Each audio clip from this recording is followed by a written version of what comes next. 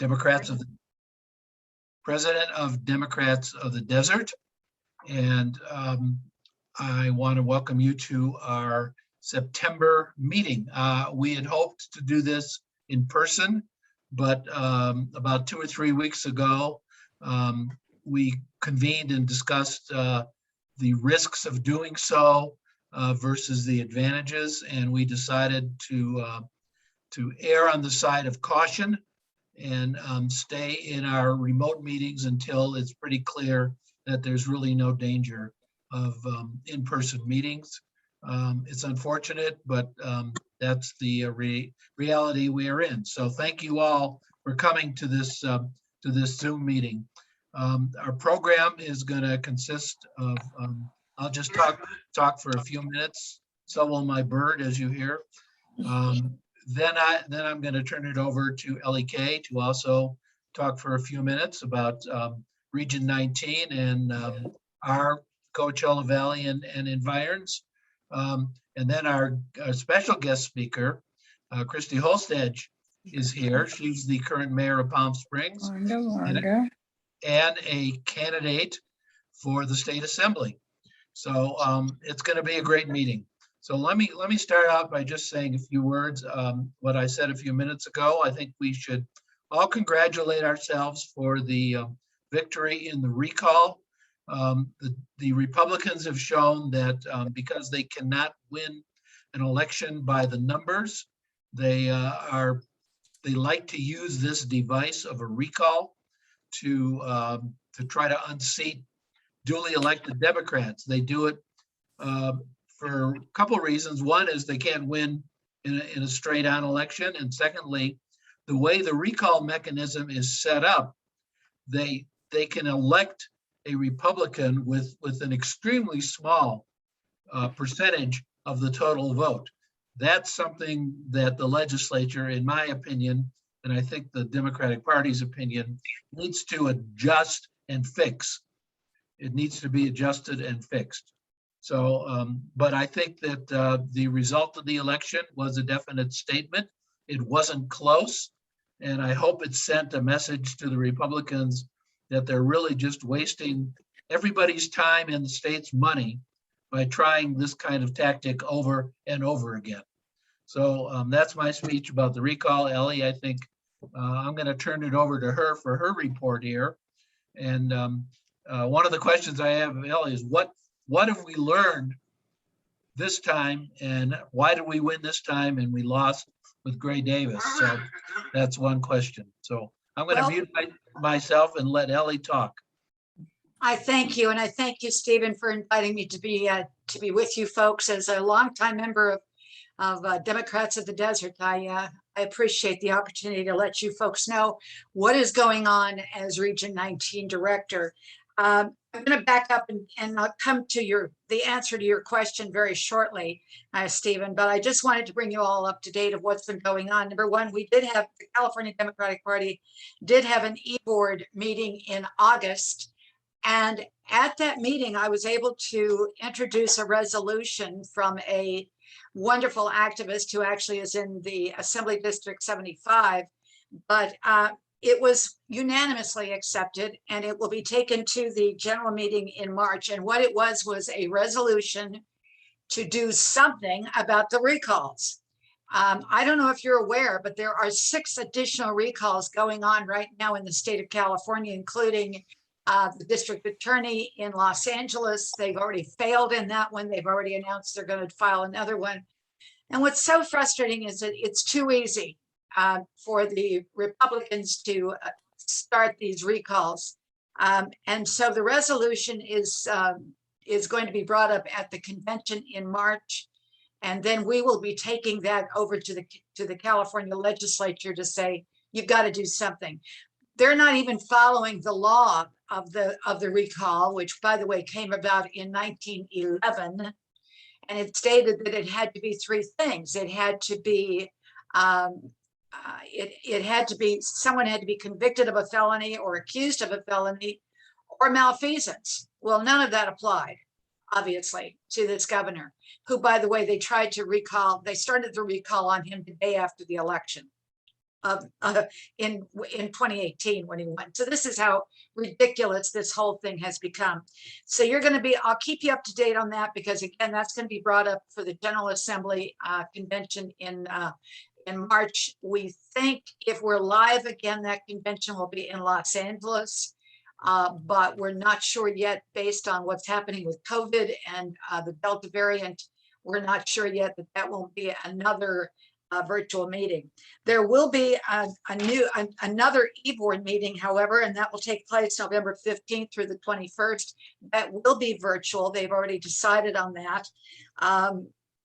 There's going to be, however, for those interested in the platform, and what we're going to be saying, what the platform will look like in March at the convention, and then in June when we have the primary. That's going to be October 2nd. Now, they've already had one in Southern California that was held on the 18th of September. This one will be October 2nd. However, if you will submit something that you want to have said at that on that platform meeting for consideration, just put something in writing, get it to me. I'll get it to the California Democratic Party. Now, the other big question that's coming up is the redistricting. The Supreme Court has told, the California Supreme Court has told the commission, enough, you've got to get this thing moving along. We've got a convention, we've got an election in June. So come on, people, let's move it. So the targeted date now is December 27th. The maps should be available for viewing on that date. We don't know, this is not absolutely in stone yet, but that's the date that's being targeted. December 27th, we'll have the maps. Finally, well, actually 3 things real quick. I will be conducting a pre-endorsement caucus. And Stephen, if you haven't sent it to me already, I need from your membership chair, I need to know who the delegates are going to be. Remember, you get 1 for every 20 members of your club. I have your roster, but I need to know who those people are going to be. And that really should be an election. So it's according to the bylaws. Take a look at your bylaws. If you have any questions, give me a call or email me at the conclusion. Okay, the election. We will attend to that. Very good. Thank you. Promptly. Very good. I appreciate it, because then I need their name, I need the email address and their phone number so that I can be in contact with them and let them know when the pre-endorsement caucus will take place. Again, I'm targeting that for February, preferably in January, if indeed the districts are drawn and we know what the maps are. There's going to be some changes, my friends. We know that. We just don't know what they're going to look like yet. 2 last things. Riverside County was red in this election. 6,000 more people voted to recall the governor than what we were saying, which was no on the recall. So whether we want to admit to it or not, we've got a heck of a lot of work to do. I will be putting together a team after the election has been certified, probably for the first part of November. I'm going to put together a team to take a hard look at every single area in our Riverside County. What happened? Where do we have to do some work? And what I'm saying is this: if we know that Palm Springs all voted to say no on the recall, we don't have to, that's not going to be a priority as far as what we do next. But if we look and we see, for example, that Cathedral City said, no, we want to recall the governor, we need to take a look at the numbers. We need to find out, where are we weak as Democrats and where should we spend more time? It's easy for us to look at and thank God it was a landslide for the governor. Why did Riverside County go red? And we need to take a look at that. And I will be putting together a team as your regional director. I will be putting together a team once the election has been certified. And at that time, I'll be asking for some volunteers. I don't need a large group here, folks, but I think we need to have folks that like numbers and can analyze these numbers as to what happened and where it happened. Finally, the headquarters is still open. We are Monday Monday, Friday, Saturdays, we're open from 10 until 2. On Wednesday, we're open 10 to 4. The headquarters, and I want to thank everyone who did such an extraordinary job during this this election cycle. I mean, there was so many of you that wrote postcards, and you wrote postcards, and you made phone calls, and you texted. And so thank you all so much. For those who voted the correct way, which was no, thank you. You were part of that. And very quickly, in answer to your question, Stephen, the difference in this and the difference in our previous governor was very simple, really. We didn't have a Cruz Bustamante as a strong Democrat running against the governor. In this case, the California Democratic Party made very clear that the man we were supporting was Gavin Newsom. Unfortunately, with Gray Davis, those many years ago, that's not what happened. And so votes that went to Gray Davis were split with also votes that went to Cruz Bustamante. And so we ended up with Arnold Schwarzenegger. So fortunately, I think our party learned its lesson. And yes, there were some Democrats on that ballot, that second ballot, but we made it quite clear as party members that we had one candidate and one candidate only, and that was Gavin Newsom. And the result of the election proved that that was a correct decision on their behalf. So yeah, I'll take any questions real quick, because I know you've got quite a full agenda, and we've got the wonderful Christy to listen to, other than this old broad. But Dennis, I see you have a question. May I take that question, Stephen? Absolutely. Okay, my question, Ellie, is when I was doing the phone banking, 2 or 3 or 4 times, I never once spoke with a Riverside County resident. It was Sacramento area. It was as Yes. north as Fort Bragg, and it was in the San Diego area. I would have knowing what you just said about 6,000 votes on the other side, I wish to heck I could have worked a little bit more in Riverside County. Can we change that?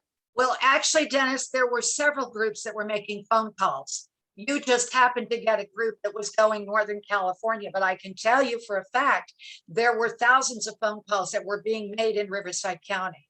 There were also a lot of texting that was going on in Riverside County. There were different groups that were doing different things. The labor, for example, IBEW, UFCW, the laborers, the Teamsters, they were concentrating their efforts more in their areas. So you had a lot going on in Riverside. I know of thousands of calls that were made out. So what happened was it was split by what group you were in as to what your phone bank looked like. But we still have a lot of work to do. And we'll talk about that after we get take a look at the numbers. Once we see what the numbers look like. I'm going to cut the questions to Ellie short. Sure. Because I don't want to take advantage of Christy's time, but Ellie, Absolutely. if you would put your email into the chat again. I will be happy to. Anybody that has a question for Ellie, I know that she answers all of them. So, I do. Thank you, Ellie. As I told you recently, you have a standing invitation to come to any of our meetings, and we very much appreciate your reports. And I thank you so much for the time, Yeah. and thank you all. Putting all the information in right now. Thank you. Without further hesitation, I'm going to make a very short introduction of our speaker. Christy is a city council person for the city of Palm Springs. She is the current mayor of the city of Palm Springs. And equally important, she is a candidate for the state assembly in our area. That's not why she's here today, but I think it's important that everybody know that because we need someone like her in that seat. So without further ado, I'm going to let Christy turn her loose, and I haven't told her what to talk about. And then more importantly, Christy would like to hear from our club and our members of any questions that they have for her. So Christy, take it away. Thank you, Stephen. Thank you so much for having me, to you and all your members. It's a pleasure to be here. I think when we're in the same room, we always say it's incredible to be in a room with Democrats. I'll say it's good to be in a Zoom room with Democrats, not as good, but really just want to congratulate each and every one of you and thank you for your hard work on this recall effort. I know so many of you personally are organizing, talking to neighbors and friends, doing the hard work to flip our district. You've been working for years and years, and thank you to LEK for her leadership. Really, I mean, this is a longer effort to turn Riverside County from red to blue. And so we are working and being successful in that effort. We've seen so many more Democrats get elected to city councils across the Coachella Valley. We've seen young people, working people, people of color, people from diverse backgrounds coming to serve on city councils. And I'm just so inspired by that effort, because those are the pipelines of leadership that we need, the bench of leadership we need of elected officials who represent our values as Democrats and are going to run for higher office or other office in the future. So I know, thank you to all of your work on that, especially as we see cities moving to districts, right? And following the California Voting Rights Act and moving to districts so that there is actual representation. Because I think one thing we know is that the people of Riverside County, they might have not voted the right way on this recall, but we are a blue county, we are blue areas. And so we need to make sure that people are counted in the census. We worked really hard on that. We need to make sure people are registered to vote and that they turn out to vote in these elections. Because I think what we've seen, especially I was just in Sacramento at the League of California Cities this week with all of the elected officials from the state, right? And those are overwhelmingly Republican elected officials at city council levels, right? And so I'm really proud of the work that we've done to elect Democrats in our region. So thank you. Long thank you, but I know there's a lot of work that's been done here. So I don't really want to talk at you very much. I'd love to have a discussion and answer any of your questions. I was just looking and seeing what issues you might be interested in and what I might flag for you. So one, I wanted to note, I just got off the call for the Planned Parenthood board meeting. I'm on the Planned Parenthood of the Pacific Southwest, our regional board. We represent Riverside County, Imperial County, and San Diego County. And one thing that we're learning from this recall effort that I just heard is that the numbers track closely with vaccination numbers. It's actually almost identical who is vaccinated and who voted no on the recall. So as the governor said, you know, science and public health were on the ballot, and we're really seeing that play out, especially in Riverside County. And as we know, we've had a lot of pocket areas that have just been oppositional to the vaccine, oppositional to mask mandates. Obviously, you know, our board of supervisors rescinded the mask mandate that the public health official did, you know, this past year in 2020, and they never rescinded it since. So I think that there are a few reasons that Riverside County residents voted the wrong way, voted yes, but also might feel left behind from the state, right? Might not be connected to feel like the state is best representing us. And sometimes I think we feel that too, as geographically isolated regions. We don't get our fair share of resources.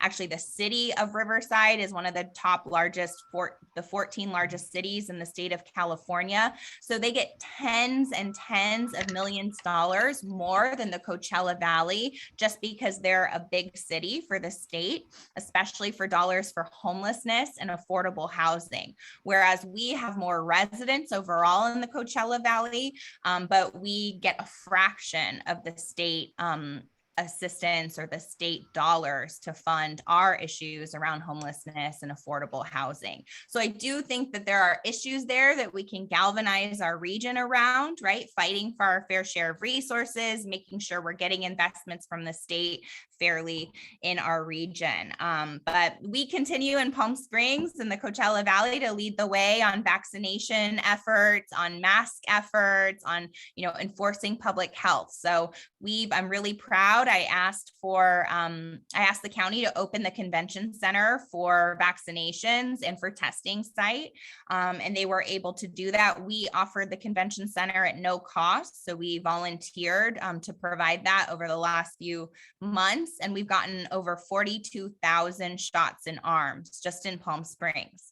So that's incredible. And then you might have seen, I just posted the most recent vaccination rates for Palm Springs, which is just really incredible. So we have 82.69% of our residents are fully vaccinated. Eligible residents, so 82.69%, and then 95.54%, almost 96% of our eligible residents are partially vaccinated. And that's a lot of hard work from everyone, reaching hard to reach people, doing PSAs, doing community advocacy, reaching out to, communities of color and doing clinics in those communities. So I'm really proud of all of our work there. And I think it shows, Palm Springs values, Coachella values. We believe in science. We believe in public health. We believe that our economy is dependent on public health, and we're not willing to risk our workers just to, make a buck and keep our economy going. So you've seen that we've also issued the requirement for vaccination, proof of vaccination or negative test to enter bars and restaurants. I hope you have that on your phone, or you can, bring a copy or something like that. But we're just getting a lot of positive feedback from residents who feel safe, workers who feel a lot safer, and really reduced surge. So we've really stopped this surge. The pandemic's not over, but we really are seeing, significant reductions in our case numbers. And you might not know, but we actually test the wastewater in our city. So we've been testing the wastewater to see how many viral copies are in people's waste. And we test those compared to tourists and compared to residents. So a little bit gross, but we have received a statewide award for that program. And we've been really tracking it very, very closely to understand how to balance tourism. So I just wanted to flag, I thought that you might be interested in COVID and our COVID response. And again, I think this is political, right? Our residents want us to enforce public health mandates. They want us to, follow the science. And the Coachella Valley as a whole wants that too. And our numbers are much, much better than the entire, the rest of Riverside County, where they're having a lot of anti-maskers, anti-vaxxers. I just wanted to flag for you the Riverside. I see your questions in the chat, by the way, so I'll go ahead and answer them. So please ask them there, or then I'll just open it up for however how much time Stephen will give us. I wanted to talk about the Riverside County Sheriff, Chad Bianco. You might have seen that I've gotten in a few public spats with him, criticizing him for his anti-mask, anti-vax positions. He's been public saying that he has a good immune system, that he's not going to get the vaccine. Actually, the rate of Riverside County Sheriff's deputies who have the vaccine is very low. They've seen huge outbreaks in their department. So his behavior and his public comments are directly putting Riverside residents at risk, and adding to the pandemic. And so that is a political issue that we need a sheriff who represents our values, who is not so hostile and so right-wing, frankly, a mini Trump in our region, because he's created significant issues. And the Riverside County Sheriff serves most of the cities in the Coachella Valley. So we're giving them tens and tens of millions, probably in the $100 million range, to provide public safety in the Coachella Valley. And, I don't know about you, I've interacted with deputies who, aren't wearing masks, who, don't make me feel safe in terms of public health. So I I applaud everyone's efforts to just criticize the sheriff publicly about the positions he's taking. It's making our job so much harder to protect people's public health. And he just said that it's not his job to essentially keep people safe. And we know that that's the number one job of the sheriff and of elected officials. So everyone agrees on that point. We have to find someone who can run, and we're having those conversations and looking who might be able to win, and, how to take on the Riverside County, the Sheriff's Association, their union, which does donate significant dollars to campaigns. So I'm going to look and see the questions in the chat. Yes, I wanted to flag Suzanne Peterson wrote, thank you, Suzanne. I was going to raise this too. So there's a women's march for reproductive rights on October 2nd. Everyone's seen that women's march across the country and across the world. Suzanne wrote that there's one in Idlewild scheduled for 10 a.m. at the center of town flagpole, Village Center Drive. There's also women's marches being supported and sponsored by Planned Parenthood of the Pacific Southwest. So there is one in Beaumont, there is one in Idlewild, there is one in Riverside, and there is one in Temecula. So those are the regional the regional women's marches. Really disappointing to see that there isn't one in the Coachella Valley. We were talking about planning one, but we didn't want to take away from the official women's march movements and all of the work that's gone into those. So we wanted to support those as well.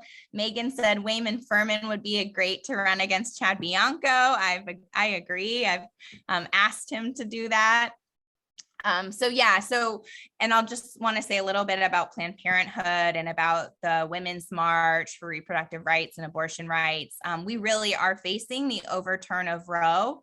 I think that we might see that. And with SB 8 in Texas, obviously abortion is basically completely outlawed in the state of Texas. And we have a number of states, practically on the ground where people cannot access abortion care.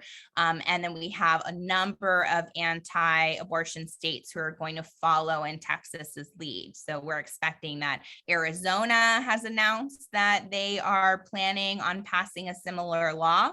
So thinking through that there will be a lot of abortion refugees, patients who need care, who might be coming to California to get that care. We've already seen patients from Texas coming into California to get abortions, and we'll see a lot more. And obviously that's just the people who are able to travel, knowing that a huge portion of people who need reproductive health care probably cannot travel outside of Texas or Arizona or all of these states that are going to fall. So we do need to start depressing topic, but we really are. And Planned Parenthood, I've been on the board since 2016, before Trump was elected. And frankly, that's why I ran for office the first time, is because we just need women at all these levels. We need people who represent our values making these decisions, and we won't have equality until we have those seats.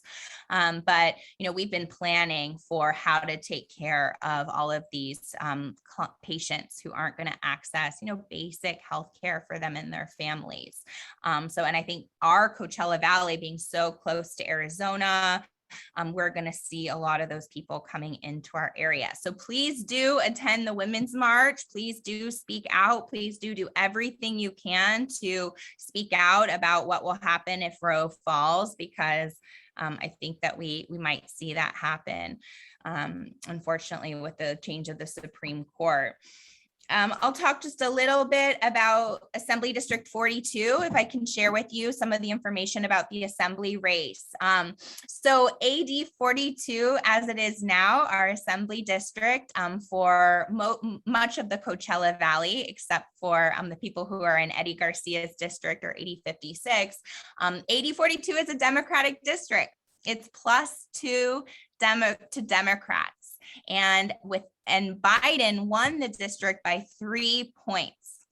So it actually is a blue district. And with redistricting and all the work that's going in redistricting and drawing the lines and keeping communities together, our area is only going to get bluer. We know it's getting bluer. We know you're doing all the advocacy and organizing to make it bluer. And we know that our people are Democrats, right? And those are our values of our communities. So it actually is an extremely winnable race because it's already +3 Democrat. And we're going to probably get more points in redistricting.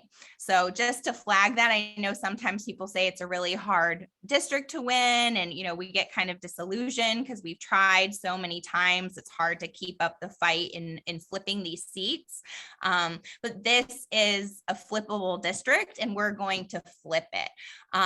Chad Mays is undecided about running. So he does not know if he's going to run. He has publicly said that. And so he says he wants to wait until the lines are drawn. I think that's because he knows it's a Democratic district and he is not a Democrat. He's an independent. He's rated 85% by the GOP.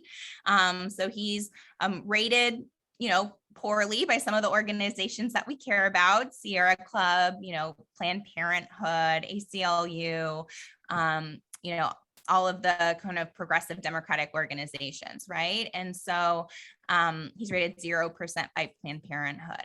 So I think he knows that he's vulnerable and that it's a Democratic district and it might not be possible for him to win. He actually kind of snuck in there last time. He only won by 3.5 points. Against Denny, the Democrat.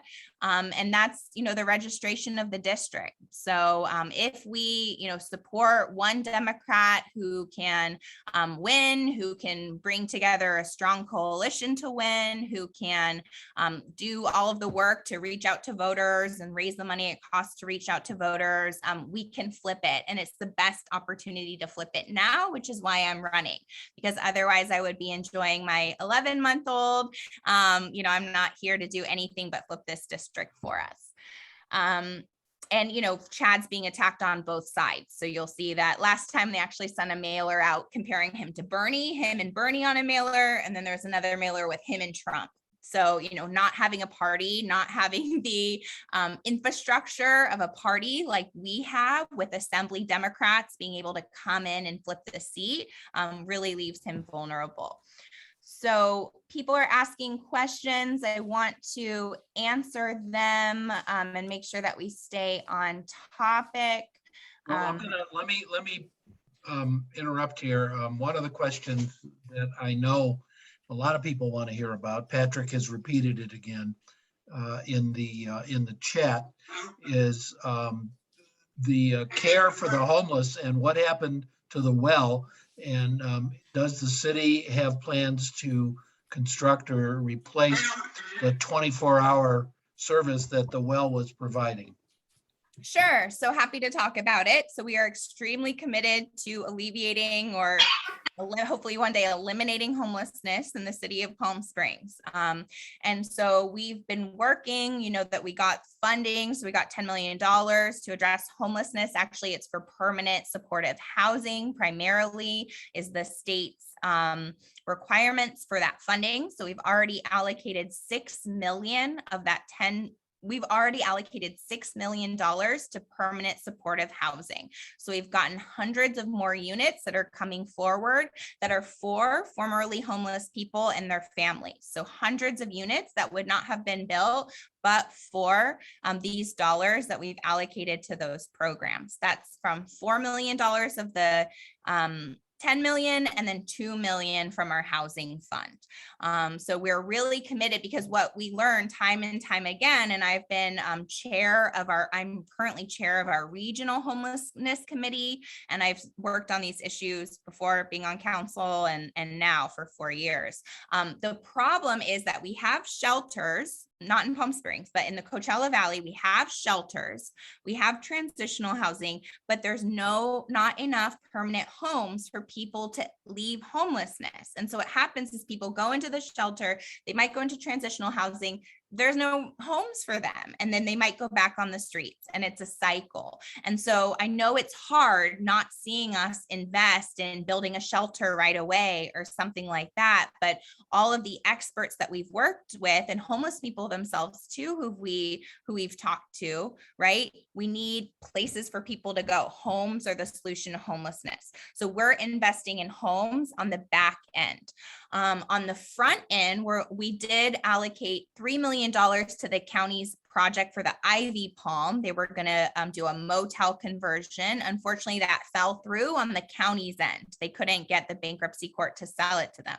So we have that money now. We're holding on it, and we're working on a plan. We have a site or a few sites identified. We're working forward and bringing that public. So it's not public yet, but we do have sites that we're working on that already have existing buildings that would be able to be, an emergency shelter, and then put up pallet homes or mobiles, where people can live and have a community and have transitional homes. So one thing that's frustrating, and look, I've been an activist, it's hard, government is not as fast as we want it to be, and keep pushing us, because we are trying every single day on this issue. And as you just see, homelessness is increasing throughout the state. I mean, it's shocking to see it in Sacramento and LA and everywhere you go, right? So Palm Springs is not immune.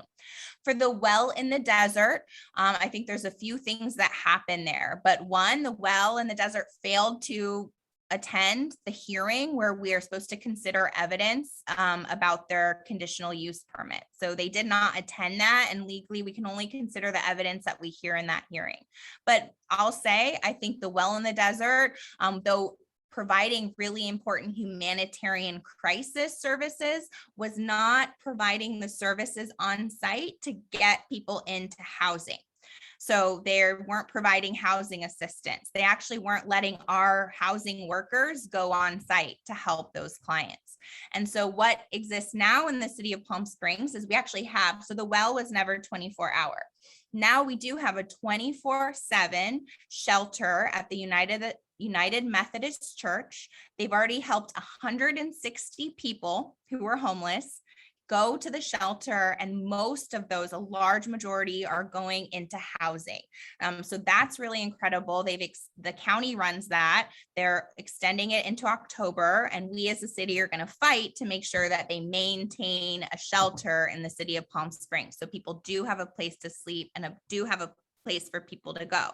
And then there's also the boxing club. So the city has provided the boxing club, a city facility. We're the only city like this in the Coachella Valley that we're providing our facility for free to Martha's Village and Kitchen. We've given them $250,000 to operate full services. So it's a drop-in center like the well, but it's also providing housing referrals. It's getting people directly into the housing that Martha's has. They have they have dozens and dozens of units, and they also operate a shelter. So it's just a better system to get people off the streets and into services. And I know that was a really hard decision, but we need to look at what's helping people get into housing and not, harming people by just keeping them on the streets. All right, I'm going to just jump in with a personal comment. I want to follow up on the discussion about the Sheriff Bianco. I know this group, I'm probably preaching to the choir, but his refusal to enforce the mask requirement is not just a casual decision. Law enforcement officials don't get to pick which of the laws that they enforce and don't enforce. In fact, his refusal to do that is actually a violation of his oath of office. And folks, if he does that with that law, the next law that he refuses to enforce may be a law designed to protect you, somebody who's disabled or somebody, a person of color. It's a slippery slope when you give permission to a law enforcement person to decide which law they want to enforce.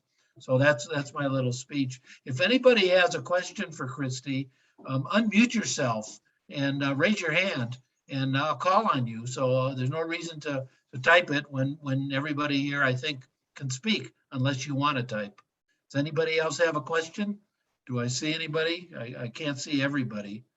I saw Nurse Judy ask, can we sue, I think Oh, the yeah. sheriff for increasing the cost of healthcare costs for the department? I've asked similar questions to our city attorney. City of Palm Springs doesn't hire the sheriff to provide public safety, but I have talked to cities like Coachella and others that do.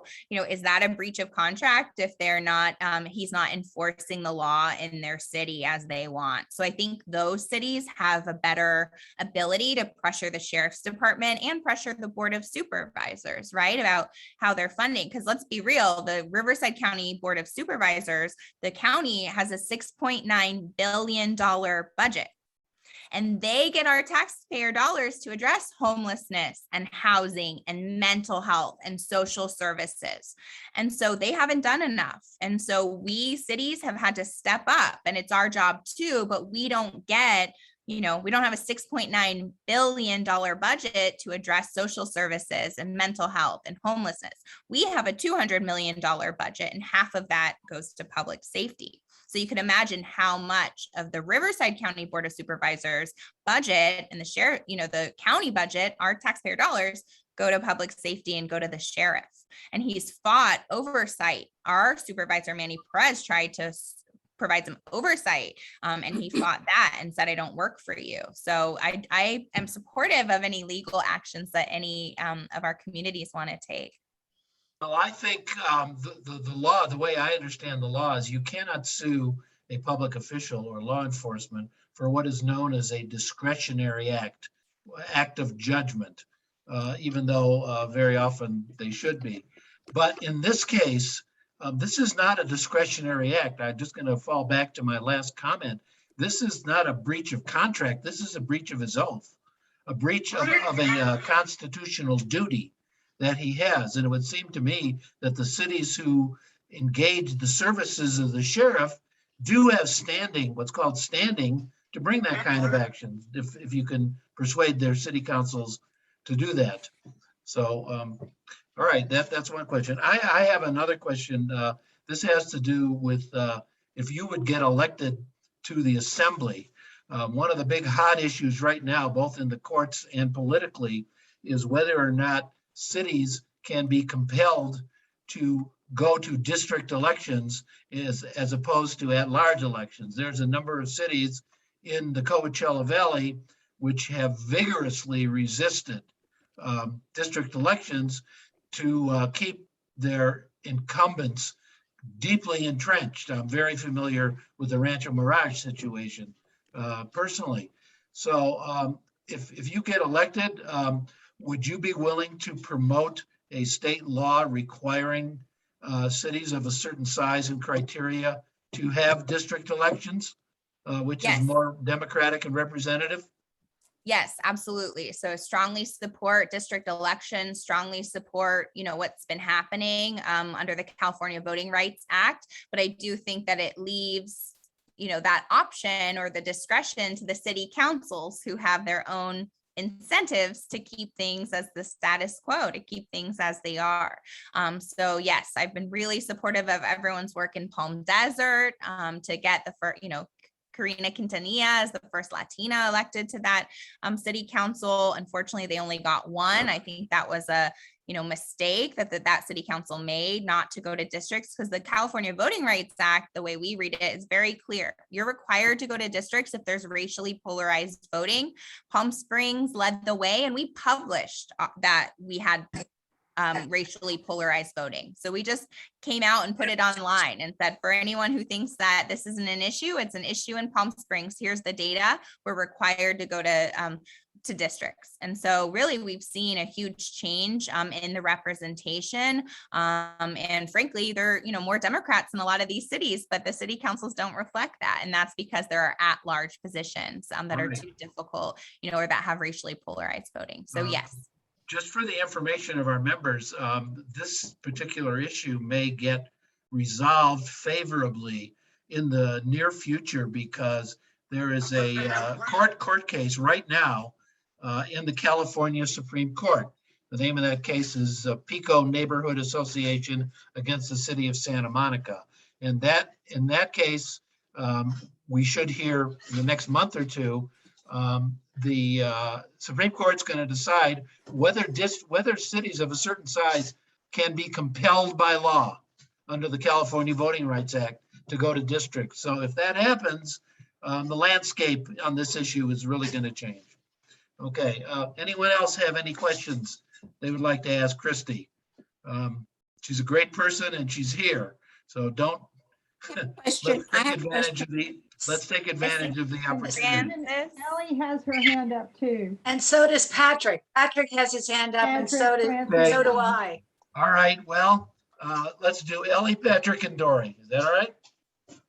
I think Frances had her hand up as well. Okay. Not me, Francis. Okay, Ellie, Patrick, and Francis then. Patrick, go ahead. Can you hear me? Yes. Yes. This is on my favorite topic again, Christy, and you know what that is. Yes.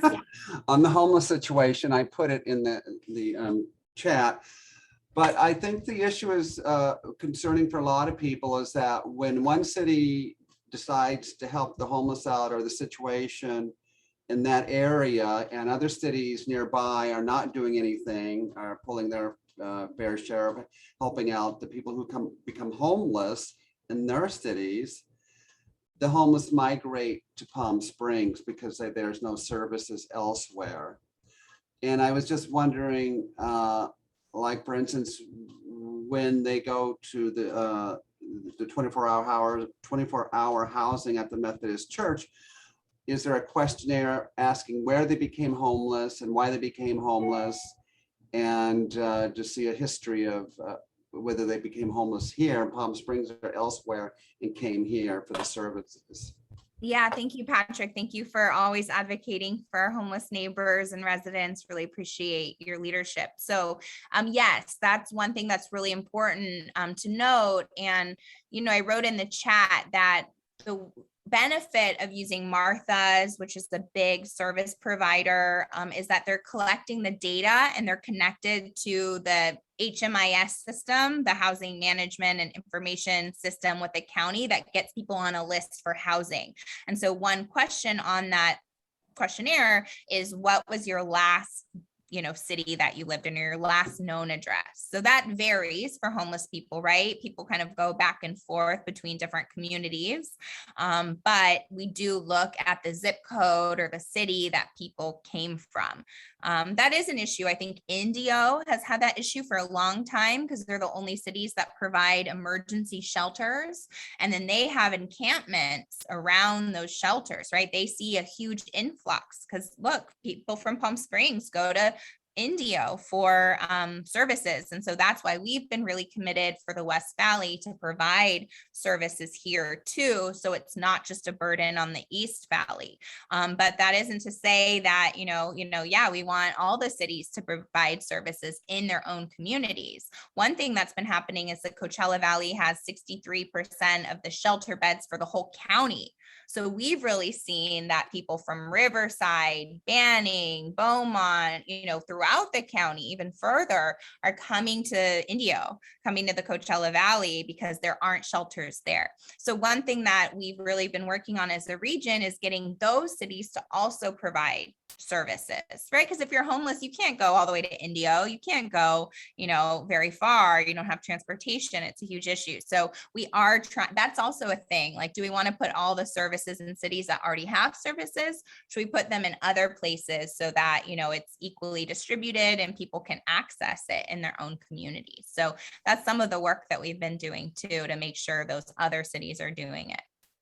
But we have more work to do. Like the city of Palm Springs was one of the only cities that offered to open a 24-hour cooling overnight shelter in our city. I think the other cities like Cathedral City and Desert Hot Springs did not. And some of that was that their councils might not have wanted sometimes have those services because they do see the impact. So, for the city of Palm Springs, we know our residents want us to provide services. We know that there might be an increased impact, but we also want to take care of people and not treat them like, they're animals or something, right? They're humans. They deserve these services. We have to do it in an equitable way. So that's a hard line that we've been trying to manage. Francis, did you have a question? Yes, I do. I want to talk about homeless as well and the well in the desert. Since I live here 20 years, they provided dinners at the convention center and everything for the people. I live in Rancho Mirage and I shop towards Palm Desert and of course Palm Springs. And I'm seeing more and more people that are on the street. And I don't know whether that has to do because the well closed or not. But the well also employed a lot of people that received services from the well. So what happened to those people now? I'm concerned about them. And I believe there were families that did get housing from the well. And what happened to them? Sure. So the well provides great services. They provide daily meals. They're still doing that. They employ people or they have volunteers who do that work. And so Where? throughout churches throughout Palm Springs, they've been posting almost every day that they're providing those daily meal services. So that's an important service that they're still doing. The question was for us, is the boxing club a good location for the well in the desert right downtown? Is that working? And should they have a permit to operate there? The city council decided no. One problem that happened was that there was just a lot of concentration of people, frankly, like doing drugs, using drug paraphernalia, living in the park there and not wanting services, not getting into services because unfortunately they're struggling with their addiction, which is a disease, right? And so the city council, Right. and I'll stand by this decision, thought that I think it's more important to have services like Martha's that track the number of people they serve, who can tell us what percentage of their clients are getting into housing, who can provide that housing. And the well is, a great like little engine that could, and they do really important work. They're just not at that level to even apply for a lot of federal grants. They didn't apply for aid from the state during the pandemic. So But they're they, just they not were a lot helping of- local people. Hmm? Does the boxing club have showers? Yep. Yeah, the boxing club has everything and more that the other well in the desert site did. LEK. Thank you. Yeah, I'm glad I'm your last question. Where can we write a check? Thank you. I'll put the information if I can in the chat. So thank you. Yes, I am asking for early support. So the way that we're going to win this seat is we're going to have one strong Democrat who can flip it and all unite. And so I actually just got the endorsement of the Lieutenant Governor. So I'm really, really proud. And how amazing is that? And she just, supports women along with Congressman Ruiz, Congressman Takano, Supervisor Perez, down the list, Democratic endorsements, as well as the LGBT caucus. One thing you might not know, I'm openly bi, right? And I would be the first openly bi legislator in the California legislature. That's never happened. All these firsts that we never think, that we never want, right? We should have had a female mayor in Palm Springs 50 years ago, 100 years ago, and so all these firsts that we still need. So I've been endorsed by the LGBT caucus. It's their priority district. They want someone who's LGBT representing Palm Springs and the Coachella Valley. And I'm looking for the women's caucus, Planned Parenthood, all those groups. So would love your support as you're able to get it. I know I'm going to go through the DOD endorsement process, but I promise you this seat is flippable and we're going to do it. So I'm going to put my info for the Act Blue in the chat if I can. Thank you, Christy. Thank you. Well, on behalf of the DOD, we look forward to your participation in our endorsement process, and we'll get that going pretty quick. If anybody doesn't have any more questions, I think Christy's time is valuable, and I'd like to let her return to her parenting and city counciling and mayoring. Christy, thank you. I thank you personally. The members, thank you. It's been a great meeting and very informative, and you're welcome here anytime. So, Thank you. I'm happy to be here anytime. Thank you for having me. And I'll just say, you know, campaigns, all of this work, it's based on all of us, right? It's not about one candidate. It's about movements that we're building together and change that we're seeing in our valley, the people we represent, moving to districts, you know, getting people registered, all the advocacy you do is just so important every day. I'm just so grateful to work in partnership with all of you. Thank you for your leadership in our communities. oh, thank you very much. And we're coming up to the 3 o'clock hour here, but we have a few minutes.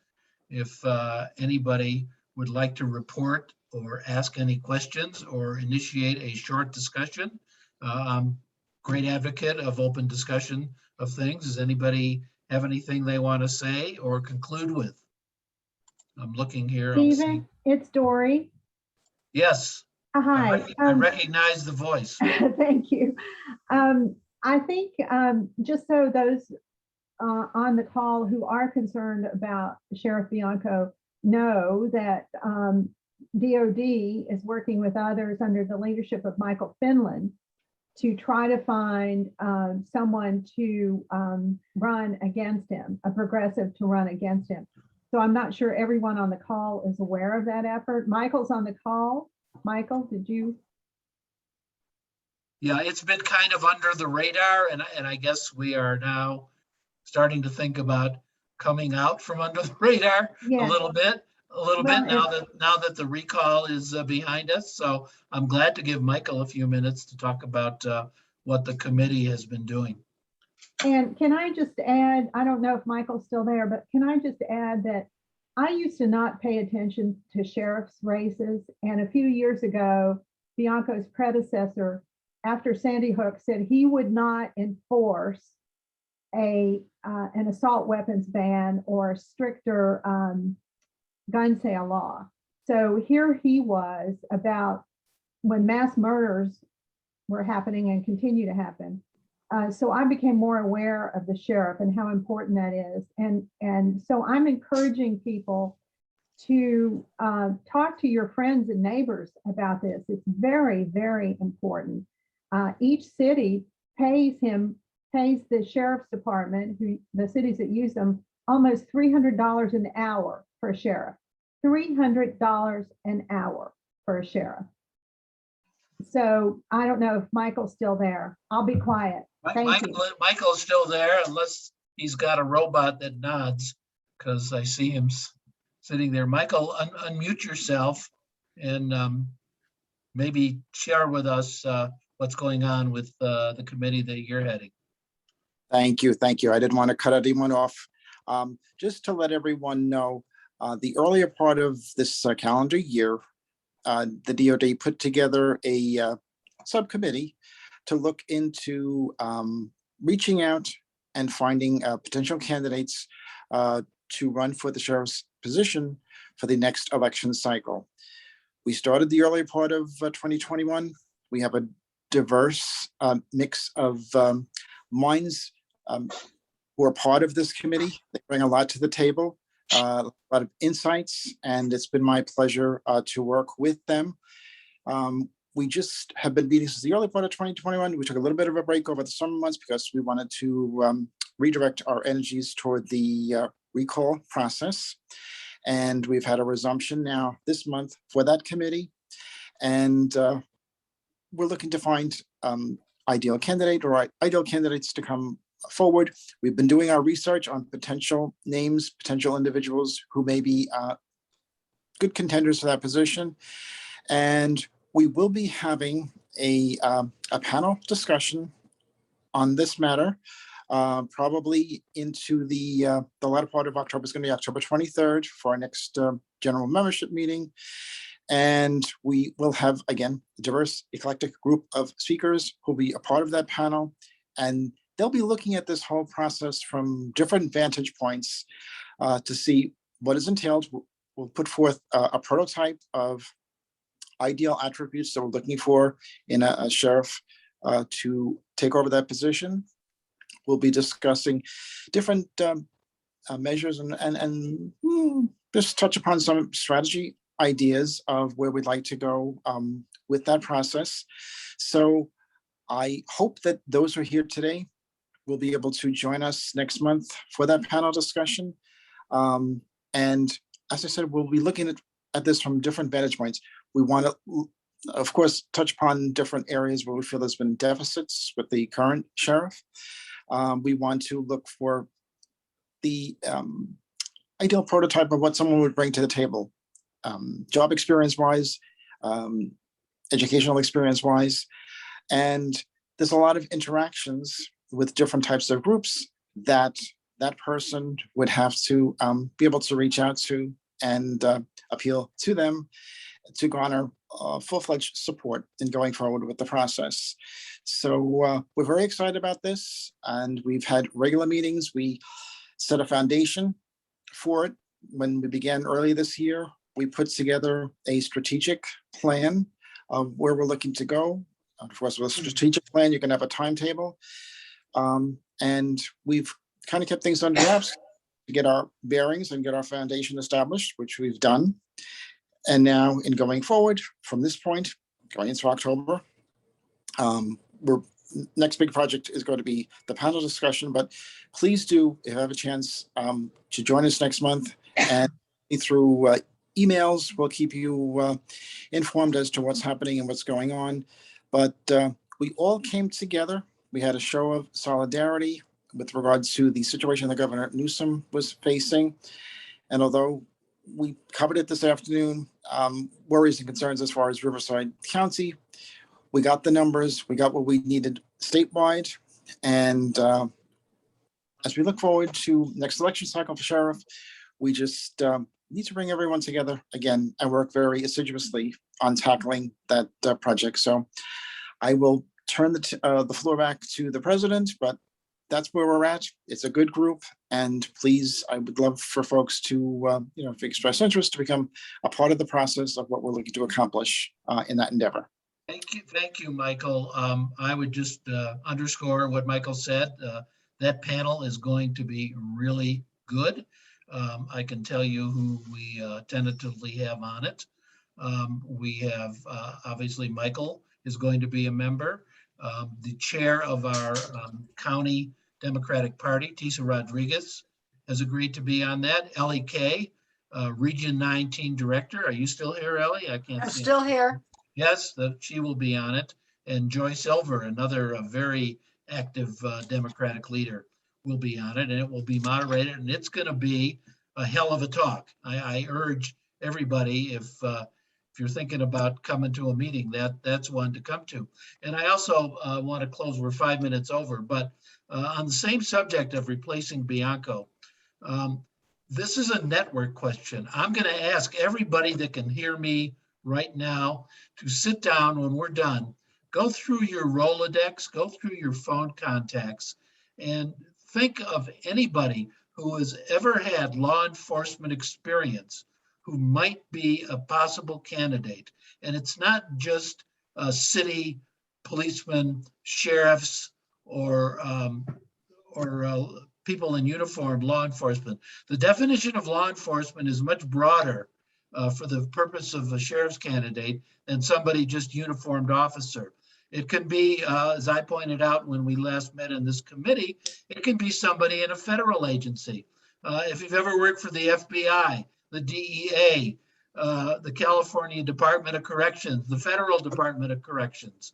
It's a very broad list of organizations that would qualify a person to become the sheriff.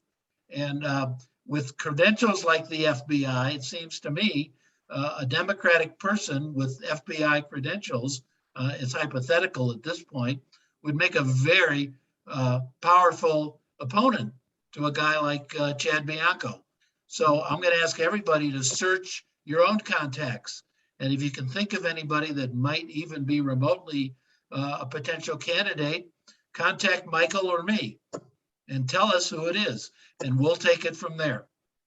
Okay, unless anybody has any closing things to say, I'm going to close the meeting. This was great. Christy is great. I hope you'll all consider supporting her. And we will take up her candidacy in the regular course with our candidacy how we vet them and endorsement process. And we will see you on the 4th Saturday of next month. Thank you very much. Call me anytime. Bye-bye. Bye.